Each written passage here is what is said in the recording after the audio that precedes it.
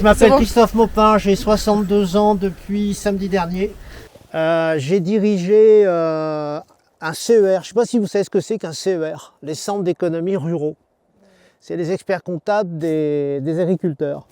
Et ces gens-là, en 2006, d'abord ils cherchaient un manager et ils m'ont confié une mission, réfléchir à ce que serait, en 2006, hein, qu'est-ce que serait une ferme en 2025 aujourd'hui, et de transformer le CER de l'Oise de façon à les accompagner vers ce futur. Autant vous dire que mes conclusions, qu'ils connaissaient de toute manière, ne leur ont pas plu, mais on s'est quand même lancé dans l'aventure. Et c'est là où j'ai découvert les problématiques de changement climatique, la raréfaction des matières premières et les conflits que ça allait générer. Et à un moment donné, on se dit qu'il faut faire quelque chose. Et puis je me suis dit aussi que si les gens qui avaient la santé, le savoir et un peu de pognon ne s'y mettaient pas, vous tous là qui êtes mes prochains, vous êtes dans la merde. Et j'ai pas voulu laisser faire ça. Donc un soir, j'annonce à ma famille que je vais créer une ferme du futur en essayant de mettre au point quelque chose qui soit durable. Et là, j'ai mon fils François il est en train de nettoyer une planche parce qu'il faut qu'on plante de l'ail. Alors à l'époque, il était gendarme et donc j'annonce ça et il me dit écoute, si tu fais ça, je le fais avec toi. Il a démissionné et nous avons lancé ce truc-là. Donc il y a eu 2 ans d'études avec, on a tout lu, ce qui existait à l'époque. Hein. Donc on est en 2014-2015. On est tombé sur des gens sympas et connaisseurs. Et puis on a bâti ce projet. Moi, ce que je voulais principalement, c'était planter des arbres, parce que c'est la façon la plus efficace de capter du carbone. Vu que François était là et qu'il aime ça, au milieu des arbres, on a mis une zone de maraîchage. Donc planter des arbres, restaurer le sol, pas de produits chimiques, évidemment pas de machines, parce que de toute manière, on va aller vers un monde où il y aura de moins en moins de machines. Les machines, c'est de l'énergie. Hein. Les machines, il faut leur donner à bouffer et un jour, il n'y aura plus de quoi. Voilà, donc on a bâti ce verger et je commence toujours la visite ici parce qu'ici vous êtes comme au centre d'un cadran solaire. Éviter la monoculture, c'est ranger les arbres différemment que par variété. Donc on les a rangés par date de récolte. Donc là-bas tout au bout, vous récoltez en juillet, août, septembre, octobre, novembre, et puis derrière vous, décembre. Et là, on avait beaucoup de bol d'être en Normandie, parce que les anciens Normands, c'était des gens très savants et très fins. Et il y a une collection d'arbres, dans les bouquins, hein, absolument incroyable, et qui permettent de faire ça. La difficulté, c'était de retrouver ensuite les arbres. Parce que quand on est allé chercher de la rainette du Neubourg, de la calville blanche, de machin, alors là, des yeux ronds évidemment, donc on a fait les musées, les collectionneurs, etc. Et on a tout greffé avec Mathias, ou à peu près tout. Voilà. La même chose pour les poiriers, et puis ensuite sur les lignes, il a fallu, parce que quand on dit ok, pas de produits chimiques, mais ou pas d'intrants, pareil, il faut compenser. Donc la nourriture doit se retrouver dans le verger, mais une forêt ça pousse sans engrais. Hein. Donc je vais vous montrer comment c'est organisé sur les lignes et on peut y aller dès maintenant. Alors ici avant, il y a très longtemps, c'était un verger, c'était vraiment, pareil, les anciens Normands, sans le savoir, ils avaient inventé la permaculture, des pommes, des vaches, une prairie et ça tournait tout seul. Donc c'était ça. La maison verte que vous voyez là-bas, c'était une cidrerie. Et ici, c'était un pré avec des vieux pommiers.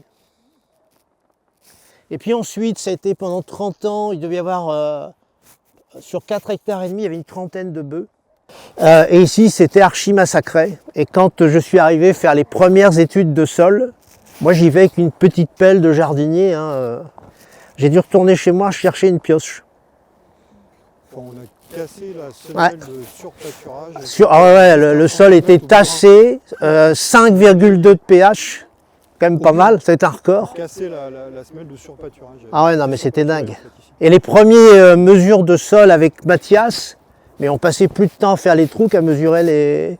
Tu te souviens les premiers trous qu'on a fait? Bon ça va, on a des... Non, non, non. 2016-17, la grosse étude. 2018, coup de bol, je trouve ce terrain. Printemps 2019, engrais vert partout. Et puis premier hiver 2019-2020, première plantation. Mais pareil, plantation d'arbres qu'on venait de greffer, au fur et à mesure qu'on trouvait les variétés, tu vois, ça a été quand même une affaire de longue... Là, on arrive à peu près au bout, mais ça n'a pas toujours été comme ça. Vous venez voir le détail sur une ligne? Alors, sur les rangs, c'est organisé de la façon suivante. Ça marche par 3. Au milieu, une plante qui nourrit les copains, une plante compagne. Alors, on a privilégié beaucoup le caragagné. Le caragagné, ça a 3 qualités. Hein. Ça nourrit les abeilles au printemps, ça nourrit les poules en automne, et puis ça dispense de l'azote dans le sol, famille des fabacées. Puis ça se maîtrise assez bien. Avec Mathias, on a trouvé à peu près le truc pour les tailler. D'un côté, un pommier, de l'autre côté, un autre chose. Donc sur 3 arbres, il y a toujours un pommier, ce qui fait que la moitié des arbres sont des pommiers. Cherchez pas midi à 14 h, c'est parce que la moitié des fruits que les Français mangent sont des pommes. À un moment donné, il faut aussi être pratique, hein. Il y a des clients, on fait ça. Et puis après, ben là, vous avez un pêcher, pousse bien d'ailleurs, mais c'est poires, abricots. Cette année, ils ont très bien poussé. Qu'est-ce qu'on a mis d'autre? Mathias, mirabelle, prunes, cerises, tout. Les poteaux, les fils, vous avez compris que c'est le squelette. Ça nous permet de guider nos branches là-dessus. Et puis ça pousse de la façon suivante. Un tronc, des branches, un deuxième tronc, d'autres branches, et au milieu, forcément, un trou. D'accord? Bah, on bouche le trou avec des petits arbustes. Donc là, vous avez des framboises. Au-dessus, je sais qu'il y a des cassis, il y a du romarin, il y a tous les arbustes qu'on a pu trouver. Et puis au sol, alors là, c'est pas franchement flambant, mais il y a des endroits ça marche beaucoup mieux. Couverture de sol avec beaucoup d'aromatiques. Et là, on cherche 2 choses, la confusion olfactive. La bestiole passe, elle pense qu'il y a du romarin, elle poursuit son chemin chez mon voisin. Ça marche très bien. Et en couvre-sol qui marche bien, on a le romarin, on a les fraises des bois. Bon, il faut les cueillir. Donc, heureusement, on a des poules. Comment ça s'appelle qu'on met sur les pizzas? L'origan, ça marche très très bien. Le thym, la sarriette, je vous montrerai. Et quand c'est dense, bah vous avez, parce que ça, nous, chaque année, on les nettoie. Donc c'est un peu la galère. Enfin, un peu la galère. Ah, l'herbe traverse, parce que d'abord, nous ici, on est certifié Déméter. On n'a pas le droit au plastique opacifiant permanent. Donc quand c'est nettoyé, ça donne ça, mais quand c'est pas nettoyé, ça donne ça.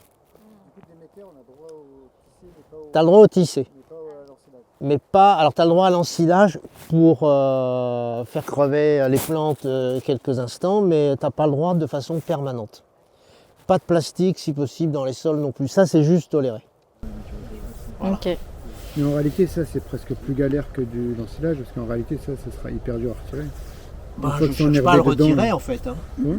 On ne cherche pas à le retirer, en fait c'est une aide, parce que les racines, bon ça perce, mais c'est beaucoup plus facile à enlever. Nettoyer une bande comme ça, tu vois, on va mettre, on fait ça avec François, on va mettre 1 heure. S'il fallait vraiment nettoyer des plantes qui seraient enracinées, de toute manière, on n'y arriverait pas. Vu qu'on a 4,5 hectares à faire, on a 130 lignes à faire. Hein. À 2, on n'y arriverait pas. On est courageux, mais quand même, ça a des limites. Ah oui, tiens, je pense un truc. À un moment donné, Mathias me dit, et si tu oublies ton sécateur d'un côté de la ligne? Les lignes font 50 mètres. Bon, on fait le tour, ça fait 100 mètres. Alors on a fait des passages. Puis on s'est dit on va garnir les passages. Puis là on a mis des vignes qui poussent très bien. Il y a 3 qualités de vignes. Et puis bon là on voit bien. Celle-là elle a 3 ans. Ça c'était du raisin blanc, ça s'appelle Perdin blanc. Petit sucré, c'est un petit goût de muscat. Très sympa. Donc il y a 260 vignes qui ont été plantées ici. Alors là où je me suis mis, vous avez compris, c'est le tas de compost. Quand je tonds, la tondeuse évacue ici. Quand je taille, je fous tout ici. Puis une fois par an, on broie. Alors on broie Là, c'était exceptionnel parce que j'ai été convalescent, j'ai pas pu faire. Donc, il y a un mec qui est venu avec son tracteur, mais en principe, c'est fait que un cheval qui tire un broyeur. Un tracteur qui vient broyer ça, c'est 40 litres de gasoil l'opération. Le cheval qui tire juste son broyeur, donc l'énergie ne sert qu'à faire tourner le broyeur lui-même, c'est 10 litres de gasoil. Des questions sur l'architecture des lignes? Oui, plein. Comme ça vient, il n'y a pas de fil. Là, les arbres au-dessus, c'est que des bastiges, c'est quoi que... Ah, les arbres, très bonne question. On va commencer par le porte-greffe. L'espacement, enfin voilà, c'est quoi l'idéologie architecturale? Ouais. Alors d'abord, on a voulu des... Alors, il y a une réglementation française qui dit qu'on n'a pas le droit d'envoyer des gens à plus que... Donc la ligne là-haut, ça marque la limite. D'accord? Donc on a réfléchi à des arbres qui iraient là-haut, en particulier pour tout ce qui est pommes, parce que le choix des porte-greffes est assez limité sur les autres variétés. Et au départ, quand on fait le choix du porte-greffe, on se prend bien le chou avec Mathias, il est toujours là, et on décide de faire ça sur un des plus nanifiants qui s'appelle le Pajam 2. Et puis 2020-2021, 2 années de grosse sécheresse, mon petit Pajam avec ses petites racines avait bien du mal. Aujourd'hui, 7 ans plus tard, vous me dites qu'est-ce qu'il faut mettre comme porte-greffe. On est sur du F111 et on cherche des arbres déjà plus vigoureux. Donc l'idée, la philosophie du truc, pas l'idéologie, j'aime pas ça. La philosophie, c'est quelque chose qui est accessible à taille humaine. Donc tu vois des arbres qu'on essaye de rapetisser un peu quand c'est possible. Ce qu'on aura beaucoup plus de mal à faire, tu vois, avec un abricotier, parce que tu as beaucoup moins de choix de porte-greffe. Là où il y a le moins de choix de pareil, poire nanifiant, ça n'existe pas. Il y a le sido, tu vois, donc c'est surtout pommes qui l'a emmené. Du coup, les pommes sont plantées tous les 3,5 mètres et tous les autres tous les 4,5 mètres parce que alors la philosophie, c'est quoi? C'est d'avoir le plus de branches possible qui suivent les fils. Tu vois, on les accroche là et on essaye d'en avoir 1, 2, 3, 4, 5, 6, je crois, par autant qu'on peut, si tu veux. Et puis tu vois, là, on verra une pomme, une pomme, une pomme. Et puis ça, c'est l'année prochaine, 40, et puis on allonge. Et voilà, c'est ça. Et ça, c'est vraiment... s'il y a vraiment un truc que Mathias a amené ici, c'est ce côté efficacité dans la conduite des arbres, efficacité derrière de l'entretien et de la récolte. Parce que vraiment, on cherche à avoir des arbres plats et qu'on va traiter, travailler, récolter assez facilement. Et on peut faire une visite de nos arbres très rapide du coup aussi. Hein. Et les arbres, on ne les taille pas, on les conduit plus qu'on les taille. Une taille, c'est une blessure. Alors que prendre cette branche-là, puis venir la courber comme ça, c'est ce qu'on va faire d'ailleurs dans quelques jours. Bah, tu vois, là, il n'y a pas de taille. Et on va le conduire comme ça, et puis là, tu peux compter les pommes l'année prochaine. Hein. 1, 2, 3. D'ailleurs, on va devoir en enlever. Hein.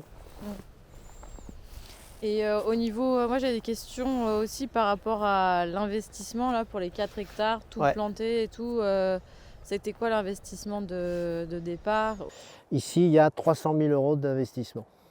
Et les périphéries de grandes villes vont avoir de plus en plus besoin de petites exploitations. C'est aussi un fonds, c'est un sol, mais c'est aussi un fonds de commerce. Être à 20 minutes de son marché ou de ses clients, c'est quand même un gros plus.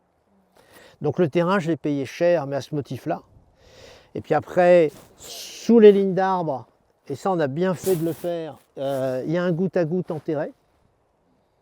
Après, il y a donc la bâche plastique, les poteaux, l'accastillage, et encore, on aura à le refaire aujourd'hui, je paierai 20-25% de plus. Vous vous rendez compte? Évidemment, on s'est tartiné le boulot tout seul. Et on a planté 1400 poteaux en 2 jours et demi. Les poteaux sont en pin maritime, pousse lente. Donc là, c'est des troncs de 20-25 ans. C'est traité à cœur. Mais il faut ça, hein, parce que le verger, dans 50 ans, sera encore là. Hein. Donc les poteaux, théoriquement, seront encore là. Et le traitement, il est vraiment fait avec des fortes pressions. Il n'y a pas de dérive dans le sol. Parce que bien souvent, on voit le cuivre qui sert... il est en surface et il dérive dans le sol. Là, c'est vraiment garanti sans dérive. Ils garantissent le traitement 20 ans, je crois. Et les premiers piquets ont 45 ans, plus de 45 ans, ils sont toujours dans les vergers. Est-ce qu'il n'aurait pas été possible du coup de le faire mais sans palissage du tout? Non. Non, on n'aurait pas eu cette forme d'arbre pratique. D'ailleurs, je vais vous montrer là-bas une autre forme d'arbre, mais vraiment la façon efficace, c'est bien celle-là. Alors je vais nuancer, je dirais oui, mais pas avec ces distances de plantation-là, pas aussi intensif. C'est-à-dire que tu peux, mais t'es pas, là on est à 4 mètres ou 4 mètres 20, je ne sais plus, entre rangs, en forme libre, on serait à 6 mètres, 5 mètres 50. Donc on met beaucoup moins d'arbres. Justement, la stratégie, ça sera de garder ça et de replanter au fur et à mesure. Replanter au milieu, Non. l'interligne. Non, non, en fait, là où il y a un pommier, il y aura un caragagnier. Là où il y a un caragagnier, il y aura un terrain et on décale. Et alors, ce que j'aimerais, c'est que mes successeurs, parce que moi, je suis en retraite dans 5 mois. Mais je n'ai pas trouvé de successeur. Mais si il y avait des successeurs, c'est ce que je leur conseillerais de faire. Et il y a 130 lignes. Donc en fait, l'idée, ça serait de changer 4, 5, 6 lignes tous les ans. Et puis d'arriver sur une forme, sur cette rotation, je pense que c'est tout à fait jouable. Alors il y a, dans la philosophie de ce qui nous anime ici, moi il y a quelque chose qui est premier ici. Premier non pas dans le sens où c'est le plus important, mais si on ne franchit pas, vous savez, c'est comme un slalom, un skieur là. S'il se fait éliminer à la première porte, ça ne sert à rien qu'il passe la deuxième. D'accord, voilà. Donc ici, ce que j'ambitionne, parce qu'on vit sans subvention et j'en veux pas, c'est la performance économique. Donc ça, c'était un gros souci. Et après, comment on a construit aussi le verger, on s'est dit un pommier, 20 kg, 3,50, une framboise, 500 grammes, 21, je ne sais plus combien, plus et plus. Puis on s'est dit, bon, c'est bon, il y en a assez pour 4 personnes. 20 kg, c'est vraiment le bas de la fourchette. Oui, mais tu te souviens, on l'a fait le calcul, on s'est dit on prend des fourchettes prudentes, machin, et puis de toute manière, l'année où vous avez des pommes, vous n'avez pas d'abricots, enfin il y a toujours un truc qui... Voilà. Et d'ailleurs on utilise nous dans nos calculs un acronyme qui nous est très personnel, TDS, taux de succès. Donc tout ce qu'on fait, on multiplie par 80% parce qu'on sait très bien qu'on n'aura jamais 100%. Donc le verger, et rien que les grands arbres, les vignes, je crois qu'on est à 160 000 € de chiffre d'affaires potentiel une fois qu'ils ont atteint la bonne taille. Plus les petits fruits, plus etc. Plus le maraîchage et plus les ruches. Le potentiel de chiffre d'affaires ici, c'est 320 000 €. Mais il n'y a pas de machine. Avec une équipe de combien? 4. C'est dimensionné pour 4 personnes. Ah, pour moi, 6-7 ans, parce que tu vois, il faut que tous les arbres arrivent à maturité. Et là, on a des arbres qui n'ont que 3 ans. Je vais encore planter des arbres à partir du 16 décembre. J'ai des trous par ici, par là. On a retrouvé la prune de Montfort. Pareil, putain, la prune de Montfort, une fierté normande. On a mis combien de temps à trouver ça? 3-4 ans? Comment la commercialisation? Tu raisonnes. Tout en direct. Donc les gens viennent ici. Ah non, alors il y a des gens qui viennent ici, donc il y a quelques voisins, il y a des paniers le vendredi, des familles à qui on envoie la liste et voilà, et puis il y a le marché de la place Saint-Marc le samedi matin. Il y avait un resto, mais pour des raisons qui ne leur appartiennent pas, ils ont dû fermer, il y a une reconstruction dans le bâtiment, et là on est saturé avec ça. Et à terme, quand ça va produire à fond? Alors quand ça va produire à fond, alors là on sera évidemment obligé d'élargir un peu, mais je pense qu'il faudra faire un peu plus de marché, forcément. Et je pense que ça passera par là, principalement par ça. Et il y aura de la transfo avec... Alors ça c'est... Oui, non. La façon dont on a conçu cette exploitation, c'était aussi de la rendre le plus souple possible. Donc moi j'étais parti avec l'idée de 4 producteurs, donc 2 dans le verger, 1 dans le maraîchage, 1 qui fait le miel, enfin tu vois, voilà. Mais arrive ici un talent de cuisinier, ben vous transformez. On a mis des poules, là. Vous les verrez tout à l'heure, il y a quelqu'un qui a la fibre poule, on met des poules. Ce quelqu'un s'en va, on arrête les poules. Le truc est vraiment à tiroir. qu'est-ce qui se passe avec les fruits qui ne sont pas vendus? Le jour où il y a 300 kg d'abricots? Alors, je vais te dire, les poules se régalent. Mais quelque part, on s'en fout. Parce que tant qu'on n'a pas ramassé, globalement, ça ne nous a rien coûté. Il faut bien que vous compreniez que quand je nettoie cette ligne, je nettoie framboises, pommes, tout indistinctement.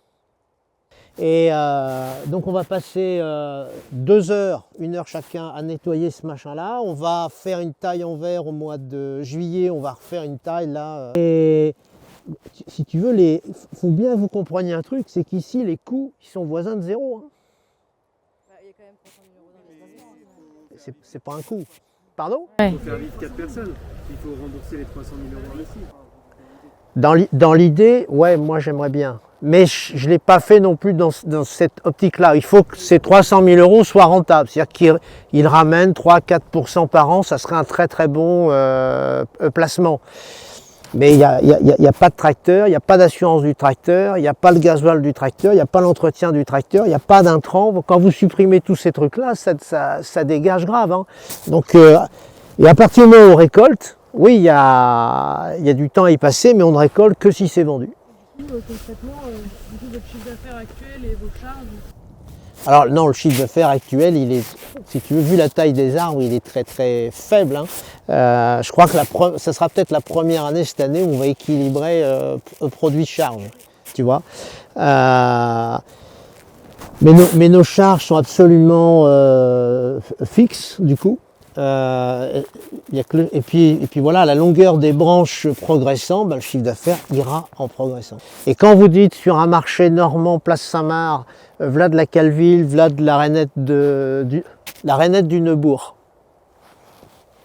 vous allez vendre ça au Neubourg. Ah, ça existe ce truc-là. Et puis il goûte et puis c'est parti. L'entretien des allées. Ouais. Pas de mécanisation, mais... Ouais, alors, presque pas de mécanisation. On va le voir, j'en ai fait quelques-unes pour vous montrer. Okay. Et en vitesse de croisière, ça fera combien de tonnes de pommes par exemple? 16 tonnes. Je dis une connerie? 800 pommiers x 20 kilos. Un minimum, ouais. Après, la vente de vieilles variétés, c'est forcément une vente au détail. Hein. Oui. C'est pas possible en Biocop, par exemple. Non. Si votre... Du coup, ça fait un nombre de marchés incroyable. Ça fait un marché par jour à la saison des pommes. Ouais, c'est pas gênant. Il y a une question chambre froide. Alors, le maraîchage, vous allez voir, il est relativement petit et je vous expliquais les variétés de fruits. En gros, 5 lignes, c'est 15 jours. Et on cueille alors cette année, au début, ça a vraiment bien marché. Vous savez, la pomme des moissons, mois d'août, la poire de Saint-Jean, 21 juin, c'est tout ça qu'il a fallu retrouver. Du coup, si vous voulez, vu la vitesse à laquelle ça part, nous, on n'a pas le temps de stocker grand-chose en fait. Et le stockage chez nous, il est archi minimum. Oui, pour l'instant, parce qu'il n'y en a pas encore trop. Mais quand l'idée, ce sera en pleine on vend au production. fur et à mesure. Ok. Et même, tu penses que même avec des plus gros volumes, tu arriveras à continuer à vendre au fur et à mesure? Tu prends une ligne comme celle-là, tu dois avoir 6 pommiers, 120 kg.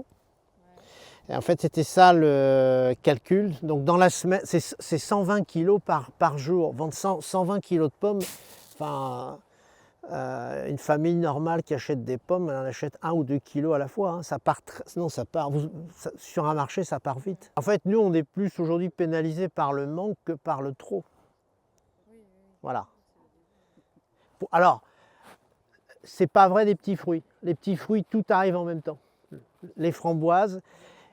Mais on avait vendu, j'étais très très bien accueilli par les gens de chez Carrefour.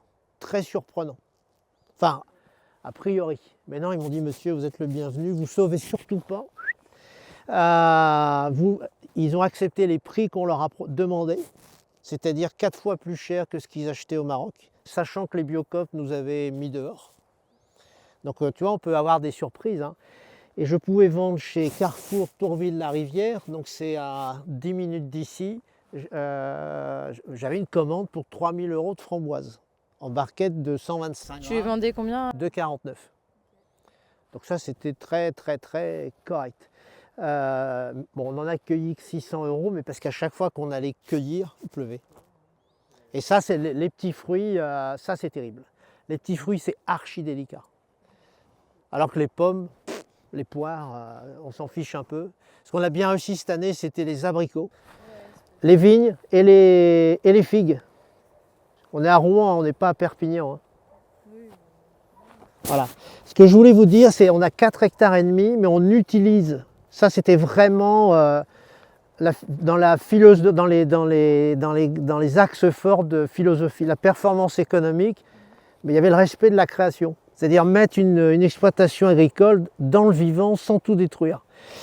Donc nous, nos lignes, si je fais le calcul, 130 lignes, 50 mètres carrés, on bouffe 6500 mètres carrés sur 45 000.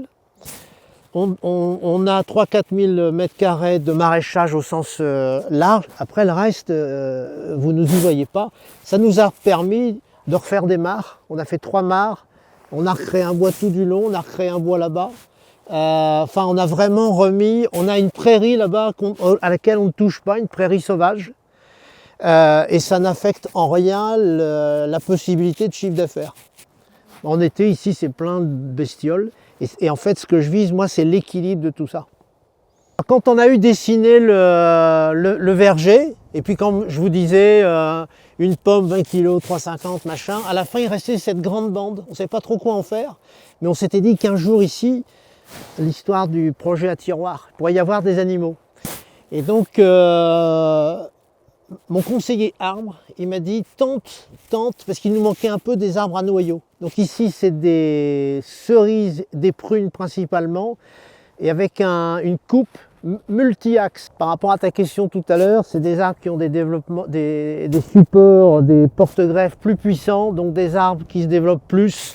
Et là, on les a plantés 6 mètres, 4 mètres. C'est ça? Ou 6 mètres, 5 mètres. Voilà. Et donc les variétés qui aiment bien ça, c'est cerises, prunes, qu'est-ce qu'on a mis d'autre? Figues.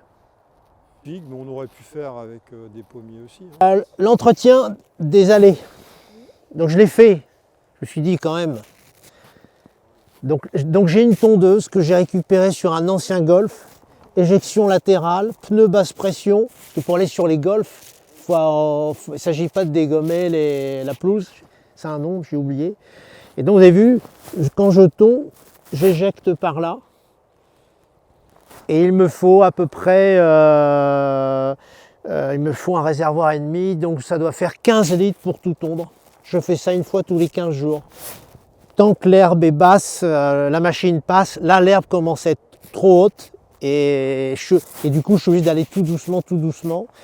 Des couverts végétaux entre le rang. Hein.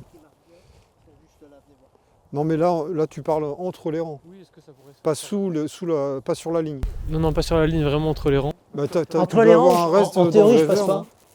Quand tu viens ici au mois de juin, entre les rangs, c'est... Bah, il y a 2 ans, c'était plus haut que moi. Mais c'est ma réserve de matières premières, ça. C'est mon tas de compost au milieu. Et tu vois bien que les racines, elles vont venir se nourrir là au milieu. Donc moi, je mets à manger au milieu. Mais pourquoi ne pas les laisser haut? C'est quoi la contrainte?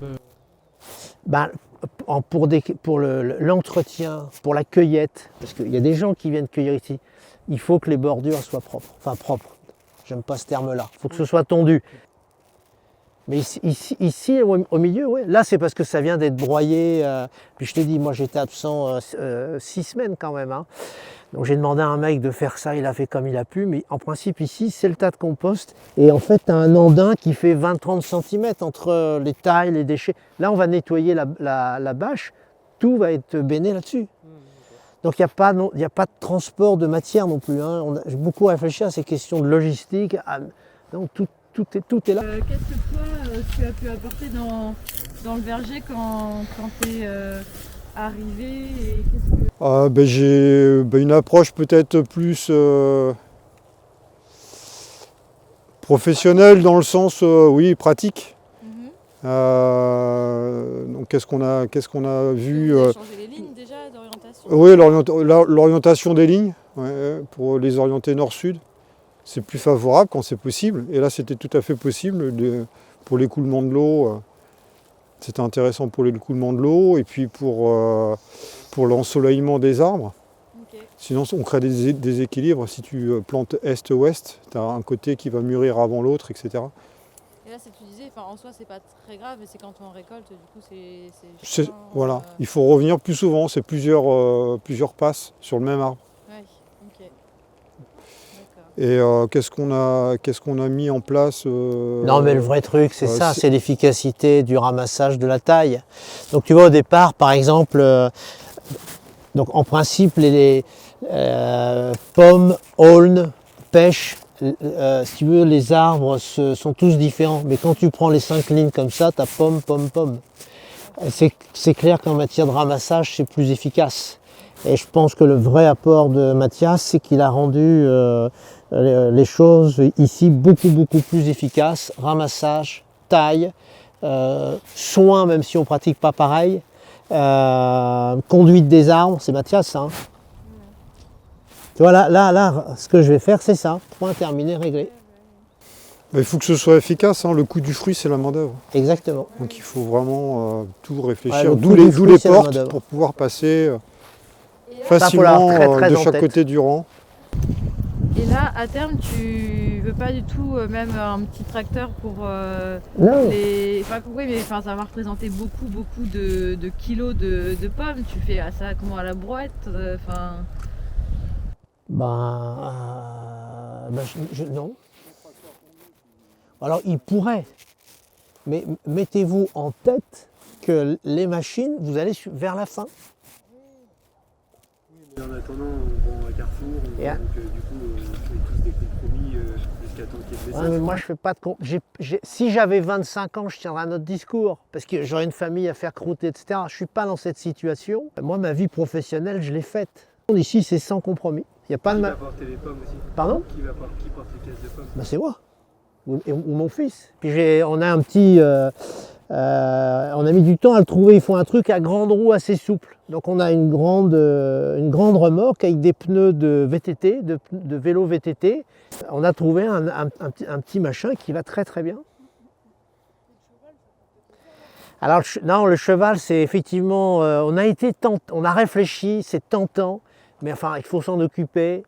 Il faut savoir le faire. Donc déjà un chien, bon, alors plus un cheval, je te dis pas. Et puis si c'est que pour ramasser les pommes, c'est court. Par contre, le cheval, il vient ici avec une professionnelle. Tu vois, quand on a distribué les poteaux, c'était les chevaux. Quand on a distribué tout le matériel là. Quand on broie au milieu, c'est un cheval qui tire le broyeur. Oui, ça évidemment. Mais ramasser 120 kg de pommes, si tu veux, si tu n'as pas les bras pour faire ça. Oui, mais ramener à tous les jours, c'est 200 kg. Argousier, acacia, Arbousier, ça fait caragagné. partie des plants de campagne. Il y a de l'aulne, Aulne fait partie beaucoup de des plants fixateurs campagne. d'azote. Ouais. Et ça représente un tiers du verger. Donc des tonnes de BRF. Et c'est ce qui nourrira le verger. Hein. Il y a pas de... Parce qu'il faut le nourrir, le verger. C'est-à-dire que tous les ans, on exporte quand même, quand le verger sera adulte, 100 kg d'azote, 120 kg de potasse. Il faut à un moment donné quand même les restituer. Et donc c'est le tiers des arbres de service qui vont restituer tout ça. Le broyage évidemment de la prairie. Hein. Alors l'idée, si tu veux, C'est en biodynamie. Hein. au départ, c'est comment on fait, parce qu'effectivement on peut se poser la question de comment on va soigner, mais au départ la question qu'on s'est posée, c'est comment on fait pour ne pas les rendre malades. C'est comme avec les enfants si tu veux. Et d'où le travail du sol, d'où pas de monoculture, d'où le moins d'intervention possible sur les arbres, conduire plutôt que tailler. C'est beaucoup de mesures prophylactiques. Hein. Déjà, tu as des variétés qui sont peu sensibles aux maladies. Ouais. Bon, effectivement, il n'y a pas de monoculture. Hein, donc la propagation des champignons, des maladies est plus difficile dans un système comme ça. Et on a commencé par travailler sur le sol. Hein. Il y avait un sol compacté, on l'a décompacté. Enfin, c'est très long d'ailleurs. Parce que là, il commence à se décompacter, à être décompacté en profondeur. Donc on travaille sur la fertilité physique du sol. La fertilité biologique, on mesure tous les ans, on fait des analyses électromagnétiques tous les ans, donc on voit évoluer la conductivité, donc on voit que le sol est de plus en plus vivant. Forcément, un sol en bonne santé, c'est forcément des arbres en bonne santé. Donc ça, c'est la première chose qu'on a mis en place. Et en plus de ça, Christophe, lui, il utilise des préparations en biodynamie. Ouais. Donc ça, je ne peux pas trop en parler. Mais parce que je ne sais pas ce que j'utilise. On utilise plutôt la phytothérapie, c'est très proche. D'ailleurs, on peut utiliser les deux. Il n'y a pas de souci. Oui. Ça fonctionne très bien. Et puis, ce qui sera mis en place, enfin c'est ce que je veux proposer à Christophe de mettre en place, c'est piéger les carpocarpes, comme chez Louise et Édouard, avec un carton. Donc encore une fois, c'est des protections. Ben, le carpocarpes, on l'a sur pomme, sur poire, sur prune, sur noyer, c'est le même. Et en fin de compte, le papillon pond sur le fruit et la larve va se nourrir des pépins, donc va rentrer à l'intérieur du fruit, ce qui rend le fruit non commercialisable. Donc on peut éventuellement l'exploiter pour de la transformation dans certaines limites, parce qu'il est vecteur de patuline. Et la patuline, c'est un champignon cancérigène, donc il faut quand même le contenir. Donc on peut, voilà. Donc dans nos systèmes, on utilise très peu de traitements, souvent des traitements naturels qui sont effectivement moins efficaces que le chimique, mais bon, beaucoup plus respectueux de l'environnement.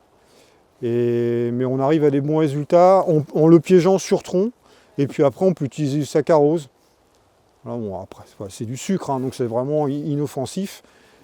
Puis c'est compatible surtout. Tout ça, c'est compatible. La phytothérapie, la biodynamie, toutes ces mesures sont compatibles avec les légumes. Donc en verger maraîcher, de toute façon, vous n'avez pas tellement le choix. Parce que vous ne pouvez pas utiliser les produits qui peuvent être spécifiques à l'arbre si vous avez les légumes à côté, pour des raisons réglementaires. Il y a des dérives.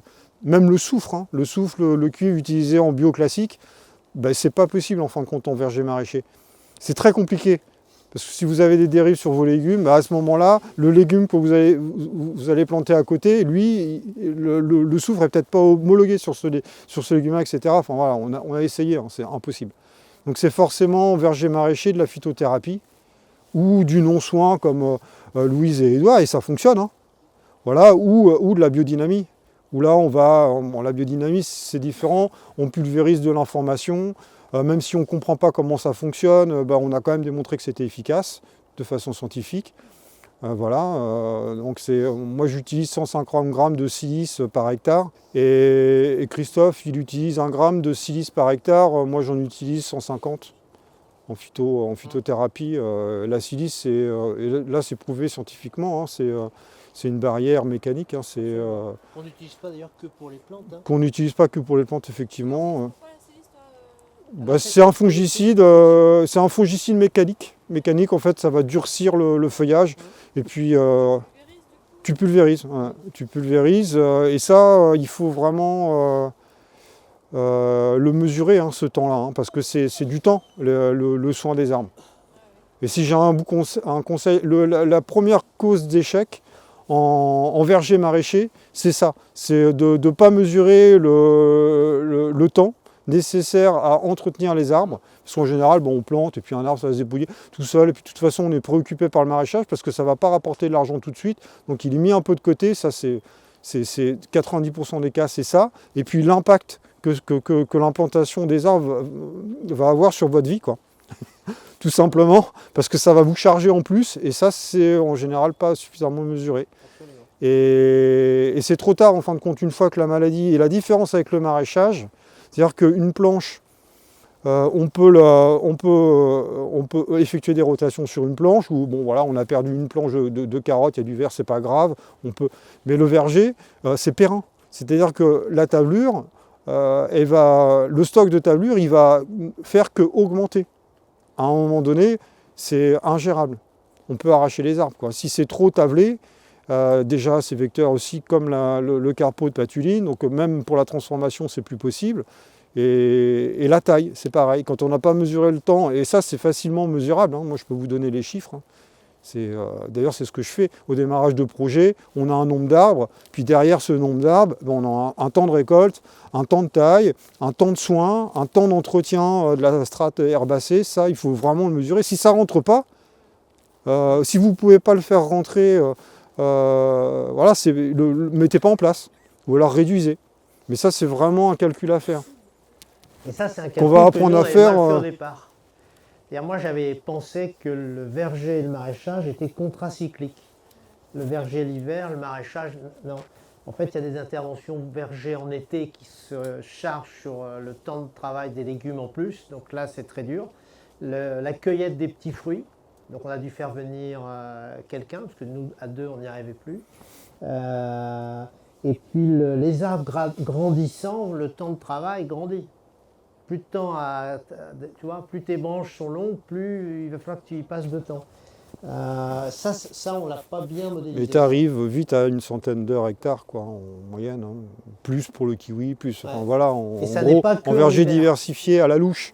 Donc si vous n'avez pas ces 100 heures-là l'hiver, le faites pas. Puisqu'un verger qui n'est pas bien taillé, c'est pareil. Hein. Ça produit, mais de plus en plus haut. Au bout d'un moment, c'est très long, la cueillette est très longue, et c'est plus viable. Et puis on ne passe pas la première porte qui est la viabilité économique. Hein. Ça, c'est clair. Hein. Donc la taille, la conduite des arbres, c'est justement pour maintenir une récolte à accès facile du sol, une bonne coloration des fruits. On a des gros fruits colorés partout sur l'arbre. Quand on ne taille pas, je ne sais pas si vous avez déjà vu un arbre non taillé, il y a toujours des fruits, hein, mais bon, en haut, avec une échelle, on peut aller les cueillir, mais dès qu'on prend une brouette échelle ou une échelle, on on multiplie le temps de taille. C'est-à-dire du sol, on va prendre la pomme parce que c'est vrai, c'est ce qui est le plus planté, on peut cueillir 1 tonne dans la journée. Sur une brouette échelle, là on arrive à 600-700 kg. À l'échelle sur un nœud de tige, comme c'est le cas chez Édouard et Louise, c'est 250 kg, c'est bien, on a fait une bonne journée. Voilà.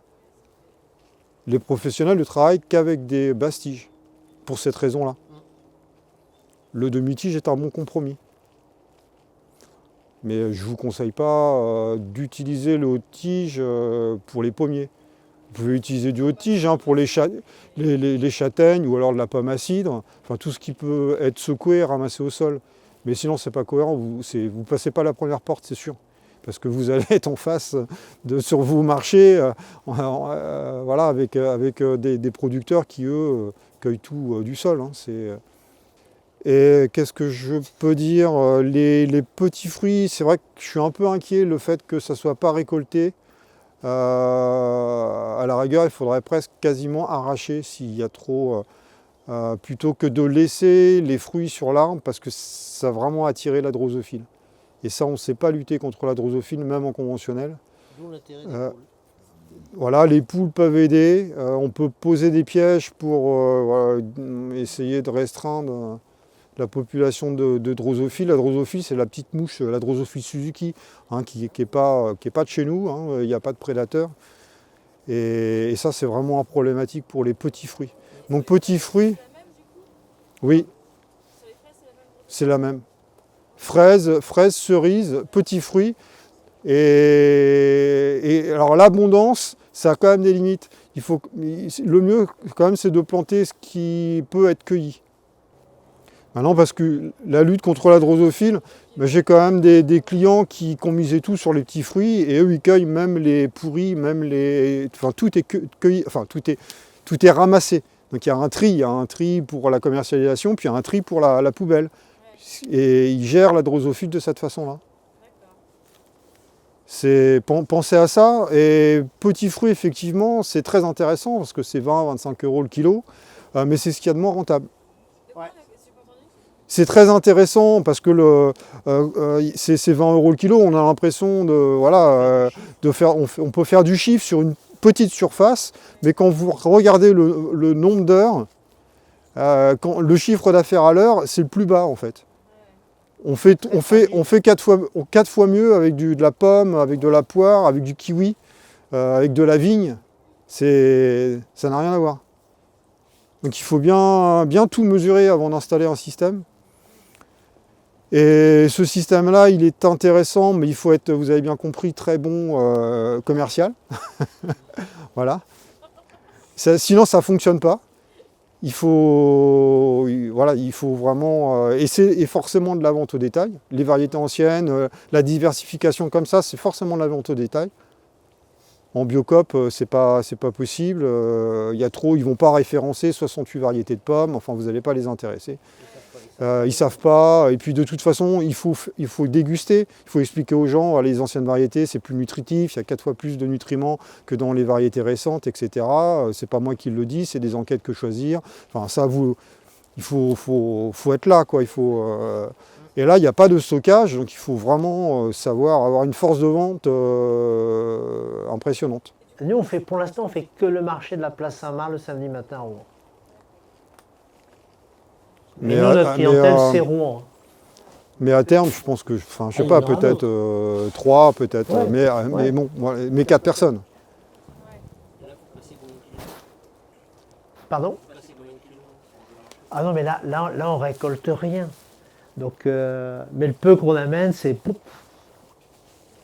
Ouais, j'ai des clients, j'ai un client, Yves, il a 3 hectares de pommiers poiriers, ils vont tout au détail. Sur 4 marchés, il est tout seul. Hein. Voilà. Bon, je l'aide à tailler son verger aussi, mais il est tout seul. Bon, il a quelqu'un pour préparer les fruits. Et il vend c'est des vergers qui produisent, à mon avis, entre 80 et 100 tonnes de pommes au détail sur 4 marchés. Donc c'est possible, hein, mais c'est long à mettre en place, etc. Enfin, tu sais bien, non, il faut fidéliser les clients. C'est une raison pour laquelle on a fait des légumes. C'est que ça permet de commencer à créer une clientèle. Puis maintenant, bah oui, on a bien vu, quand on a commencé à proposer les premiers fruits au panier, c'est parti tout de suite. Ah, vous faites aussi des fruits? Ah, vous faites aussi des œufs? Alors les poules, c'était pareil, il faut trouver des variétés rustiques, un peu autonomes. Nous, ce qu'on voulait, c'est qu'elles nettoient nos bandes. On est allé se réfugier, mais j'aurais pu vous montrer. Ce qui est marrant, c'est qu'elles grattent vraiment là où il y a les bâches. Et le choix qu'on a arrêté, c'est la poule de Pavilly. La poule de Pavilly, c'est une petite variété normande, mais c'est une espèce de faisan domestique. Elle rentre pas au poulailler, elle se branche. Le renard les chope pas. Alors elles font pas 300. Combien ça fait une poule rousse d'œufs par an? Et du coup, elle se perche. Elle se perche. Ah, mais ça c'est chiant, j'ai des poules qui se perchent. Oui, mais on s'en occupe pas, si tu veux. Ouais, mais ça te pète les bronches. Mais elles pondent où du coup? Elles ont leur pondoir dans le poulailler mobile. On n'est pas passé Elles rentrent devant. quand même pondre à un endroit. Ouais. Mais la gournée, hein. Et en fait, c'est pour ça qu'on les nourrit là, si tu veux, mais insuffisamment. On fait ça pour qu'elles reviennent toujours, mais on leur laisse vivre leur vie. Mais là, on n'aurait pas le temps de s'en occuper. Là, encore une fois, il n'y a pas d'histoire de rendement, mais de rentabilité, en fait. Enfin, c'est rentable dans le sens où il n'y a pas de nourriture de donner aux poules. Donc, c'est sans eux. Et puis, il y a un revenu indirect qui est le nettoyage du verger. Elles vont même déparasiter. Elles vont manger les pommes tombées, véreuses, les framboises attaquées par la drosophile, les limaces, etc. Parce qu'on aurait pu vendre des limaces cette année. Il y en a combien des poules? Tout de suite, là, on les a mises... quand est-ce qu'on les a mises? Au mois de juillet, on en a mis une dizaine. Et alors, mais il pourrait y en avoir 1000, hein. Tu peux mettre 250 poules par hectare. Ouais. Mais là, il faut une personne à plein temps. Je pense, oui, à mon avis, ça serait trop. Il y a un mec qui a fait ça dans la Manche. Je pense qu'il arrive. Pour lui, le bon chiffre, c'est 60 à l'hectare. Mais l'idée, ça serait effectivement, tu n'aurais plus forcément besoin de tondre. Moins. Et gérer on a essayé les oies, mais elles bouffaient les jeunes arbres, donc on a viré les oies. Les oies, c'est compliqué les animaux. Hein. Oui, voilà, il faudrait un système plus mature. Bah là, tu pourrais, hein, maintenant.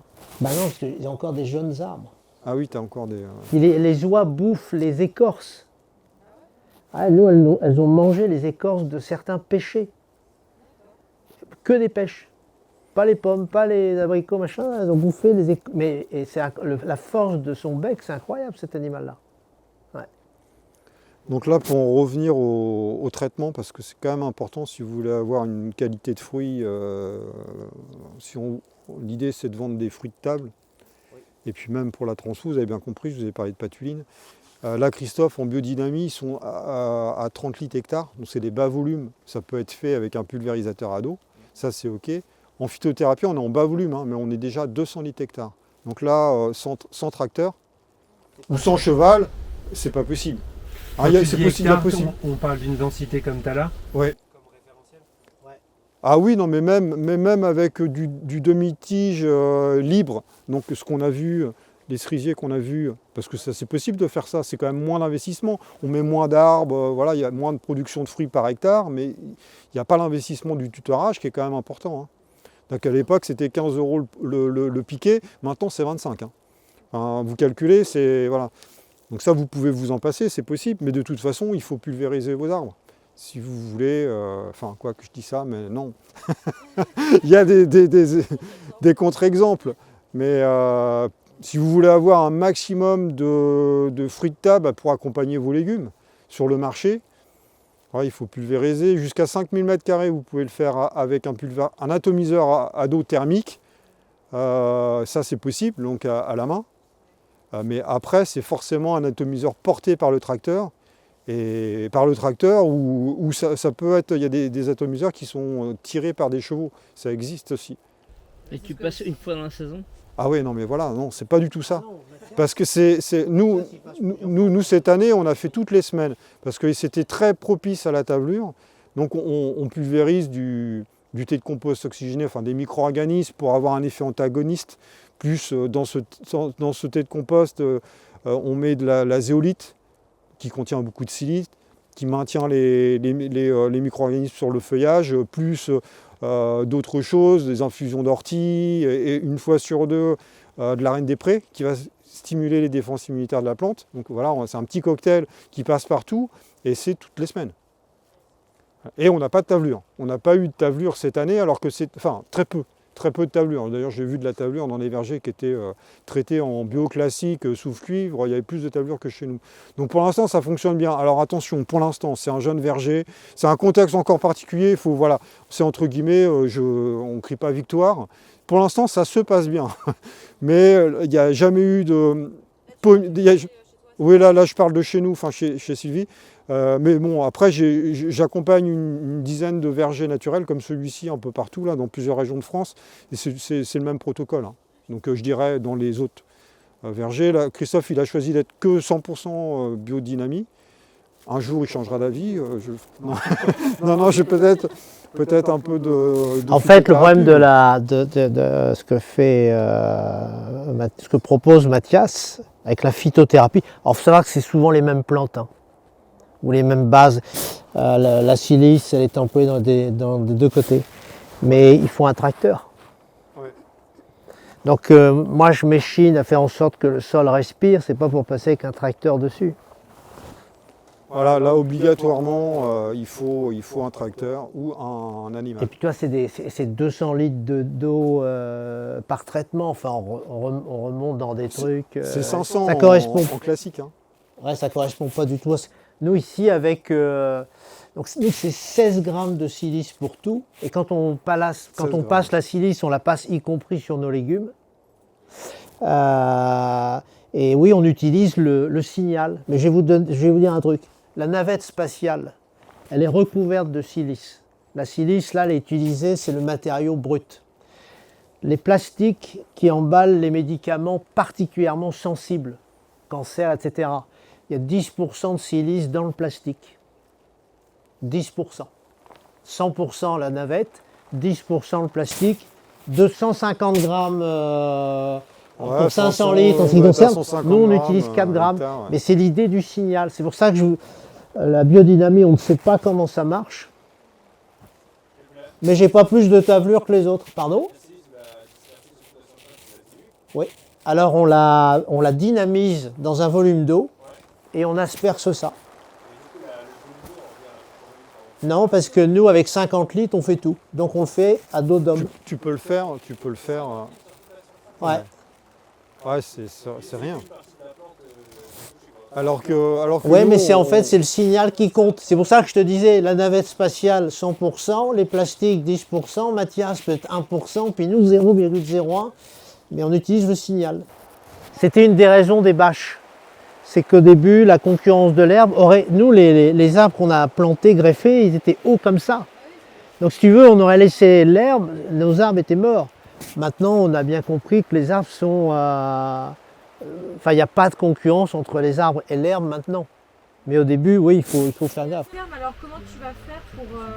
parce que l'idée de ce que j'ai compris, c'est à terme pouvoir être autonome en matière organique grâce aux zones et enfin, voilà, toutes les plantes de service. Mais il va falloir que tu vires la vache pour pouvoir mettre ça en place. Non, la bâche, elle reste là. Non, elle gêne en rien. Mais au milieu. T'as vu que je le mettais au milieu. Tout ce que je taille, tout ce que je broie, tout ce que je tonds, ça va au milieu, c'est broyé une fois par an, terminé. Et les racines des arbres, elles vont se nourrir. Oui, parce que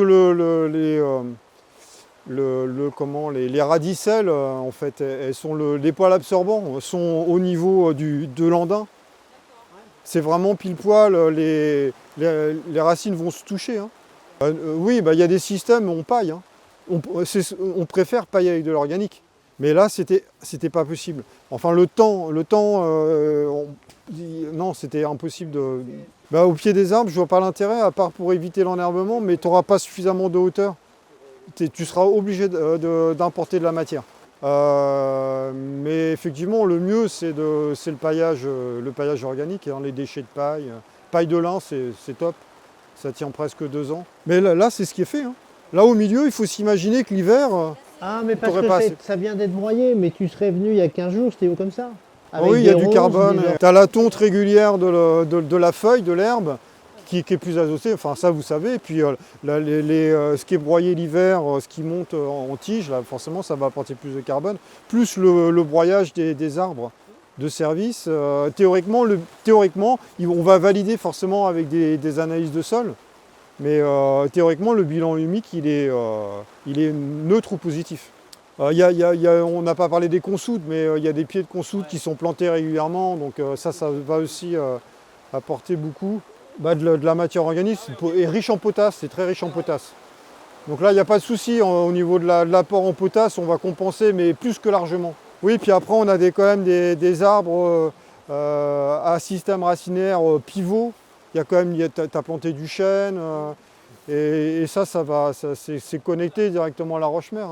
Non, la problématique que vous n'avez pas relevée ici, c'est que ça s'effiloche. Et c'est marrant. Parce que là, la grosse problématique là pour moi, c'est remplacer la bâche plastique par des couvre-sols. Parce qu'elle va s'effilocher, c'est 6 ans, 7 ans, au bout d'un moment, elle s'effiloche et puis ça s'enherbe. Donc là, il faut absolument... Il faut pas d'enherbement, soit le verger il est pâturé, soit il est couvert. Et bah, c'est bouturé ou implanté des couvre-sols tous les 50 cm. Et là, vu le linéaire, il y a combien? 4 hectares? Il y a 6500 mètres voilà, de linéaire. Donc tu peux avoir des ronces, des orties, et c'est pas un problème pour l'arbre, c'est un problème pour nous, pour la récolte. Oui, c'est pas pour l'arbre, il n'y a pas de souci. Hein. C'est comme le lierre. Hein. c'est pas le lierre terrestre, le lierre grimpant, la petite pervenche, ça fonctionne bien. Il y a un géranium qui fonctionne, enfin il y a des couvre-sols qu'on a vraiment testé, et qu'on a un retour de plusieurs années et ça marche bien. Et puis là, Christophe, toi tu as mis en place, tu dis la sarriette, thym, bon j'ai pas moins de retour. Fraise des bois, j'ai moins de retour. Pour moi, c'est pas suffisant, ça couvre pas suffisamment le sol. Parce que tu as encore ta bâche tissée. À vérifier. À vérifier. Par contre, vraiment, la valeur sûre, c'est le lierre terrestre, enfin grimpant. Hein. Voilà. Parce que c'est le couvre-sol local. Hein. La lisière de bois et de forêt, c'est du lierre. Hein. Donc ça, et puis il ne faut pas en avoir peur, il faut juste le contenir. le laisser sur grimper au tronc, mais pas sur les branches. C'est pour nous, hein, parce que pour l'arbre, c'est pas un problème. Mais après, c'est un peu du temps supplémentaire pour la récolte et puis pour la taille surtout. Bah, tu as pas mal d'auxiliaires surtout, tu as beaucoup de coccinelles. Ouais. Ah oui, en plus de gérer l'enherbement, et ça, on a du recul. J'ai des rangées comme ça, c'est 20 ans que c'est comme ça. Hein. Mais d'un autre côté, dans les couvre-sols, ici, il y a quand même pas mal d'aromatiques qui potentiellement produisent un revenu. Oui. Voilà. C'est 10%. C'est quand même 10% du chiffre d'affaires. Ouais. Donc c'est ça, vous le... Et il n'y a pas de bon système. En fait, il y a un système, le système que vous allez mettre en place, il faut qu'il réponde à vos objectifs et qu'il soit adaptable à votre contexte, qui est à chaque fois différent. Donc on peut pas, ça c'est pas forcément reproductible ici. C'est reproductible si le porteur de projet, c'est un bon commercial. Voilà. Et il faut aimer ça déjà. Il faut aimer vendre. Et ça, c'est, voilà, il faut Il y a un gros travail de créer plusieurs modèles de vergers en fonction de toutes les dernières connaissances qui ont été acquises et de toutes les dernières échecs, réussites qu'on peut documenter sur le territoire, et puis de redessiner des modèles compatibles avec un mi-temps maraîcher ou qui peuvent permettre l'installation d'une personne à plein temps sur une ferme, en ayant un hectare par exemple, ou 2 hectares de verger. Et ça, c'est un travail comment aller de bout en bout sur des projets. Après, il n'y en a pas qu'un type de projet, mais peut-être faire 4-5 grands types de projets possibles pour celui qui veut faire un demi-temps ou un temps plein. C'est un travail que tu as déjà fait. Je fais ça tous les jours en fait. Enfin, c'est-à-dire que ma première question, c'est quels sont vos objectifs? Donc c'est quoi? C'est produire des fruits, c'est embellir le maraîchage, il y a plusieurs... c'est transformer, c'est vendre des produits bruts, hein, etc. Et puis l'objectif en termes de chiffre d'affaires, donc ça peut être, mon objectif, c'est d'embaucher une personne à mi-temps. Et puis... Et donc après, voilà, après quelle surface tu as disponible, et puis on calcule. Et déjà, il faut que ce soit possible sur le papier. Mais ça, oui, c'est complètement... Et puis on pourrait faire plusieurs modèles, donc du pâturé, avec couvert. Suivant... On peut documenter aussi des systèmes que tu as récemment mis en place, mais ça peut être une manière de montrer le champ des possibles. Oui, parce qu'en plus, dans les derniers projets que tu as eus, finalement, ils sont tous un peu différents. Déjà au niveau des objectifs, mais aussi au niveau du design, au niveau de... Enfin, il n'y en a pas un qui se ressemble dans les différents projets que tu as pu faire. Non, parce que les objectifs, contextes différents, vergers différents. Et puis, nous, à la ferme, il est circulaire parce que voilà, on voulait que ce soit esthétique. Pour la traction animale, c'est plus facile. D'ailleurs, pour le tracteur aussi. Hein. Mais... bon, après, ça c'est... Oui, ça c'est complètement possible de faire ça. Après, ça c'est quand on a une petite surface, donc c'est quand même bien adapté quand on est maraîcher, parce qu'on n'a pas forcément beaucoup de place. Donc quand on a une petite surface, c'est ce qu'il y a de plus performant, ça c'est clair. On a plusieurs strates. On est, en gros, en général, quand je fais des lignes comme ça, où on a arbre fruitier, petits fruits, arbres fruitiers et vignes, par exemple, on est à 6 000 € les 100 mètres linéaires. Voilà, ça donne une idée.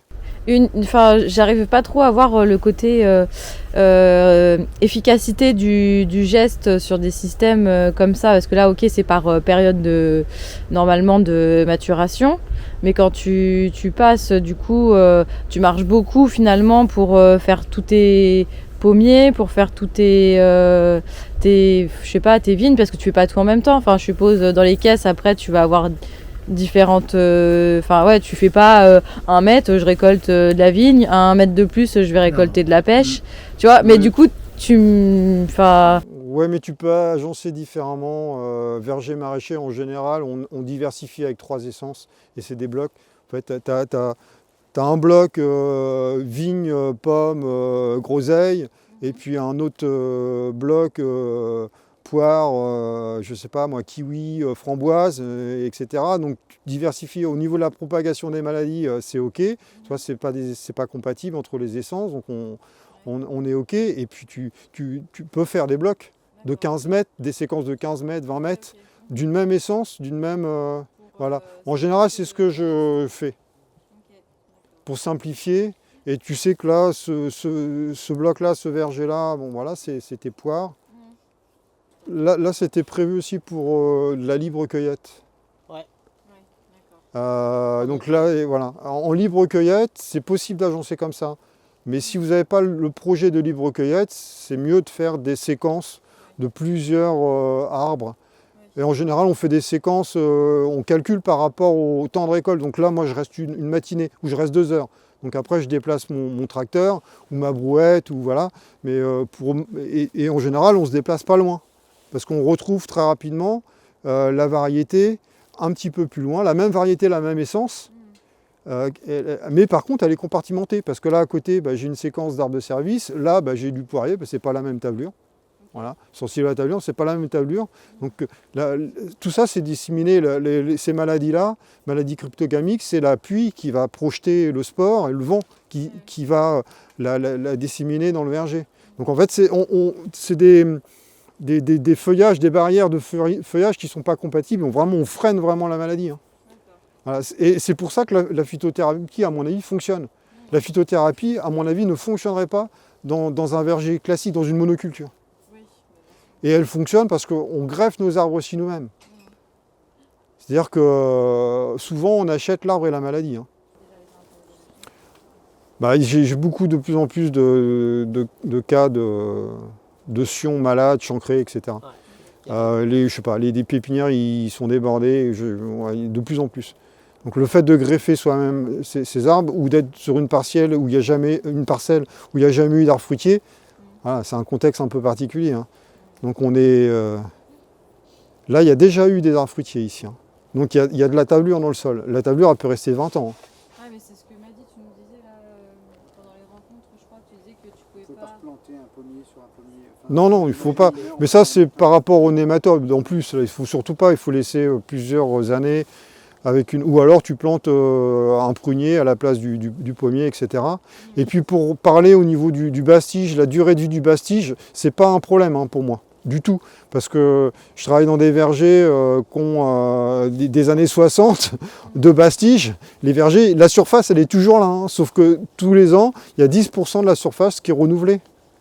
Donc on renouvelle. Et il ne faut pas... Dans l'interrang. Merci beaucoup. Ouais, dans l'interrang, tu décales ton rang et ça le fait. Oui. Et puis c'est des rotations, ou alors parfois... Une zone où tout est redécalé de 2 mètres. Ouais. Ah ouais, le porte-greffe, je pense que le bastige, maintenant, c'est trop faible. C'est bien de démarrer. Ouais, de toute façon. Non, demi-tige, c'est bien, c'est un bon compromis. Ça tient tout seul, il n'y a pas forcément besoin d'investir dans des tuteurs. Et puis, c'est plus résistant à la sécheresse, etc. Quoi. Quand on sait greffer, oui, c'est ce qu'on fait. Nous, même un franc, hein, tu peux faire partir des premières branches à 1 mètre quand tu greffes toi-même ton arbre. Oui, si tu achètes en paix.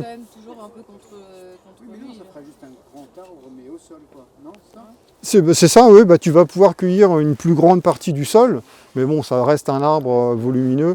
Mais en fait, il n'y a pas de solution miracle, il n'y a pas de... Je ne peux pas vous donner un verger clé en main, ça n'existe pas en fait.